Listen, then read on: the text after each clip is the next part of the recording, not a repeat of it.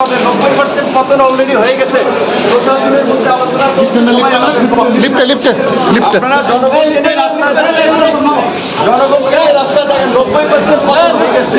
আবার আন্দোলন চালাই যেতে হবে। 90% পতন হয়ে গেছে।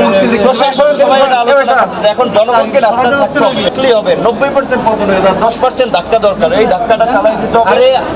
ছাত্র, শিক্ষক, কবি, শিল্পী, সাহিত্যিক সবাইকে নামতে হবে। এই আন্দোলন সকল শ্রেণী পেশার মানুষের নির্দেশনা সেটাও মানা হয় না।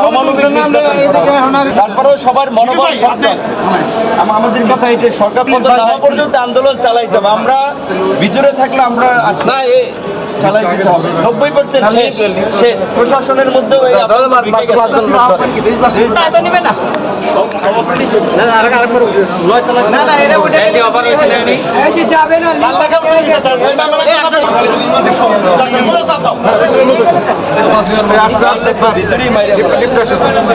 আপনার শারীরিক অবস্থা কেমন এখন?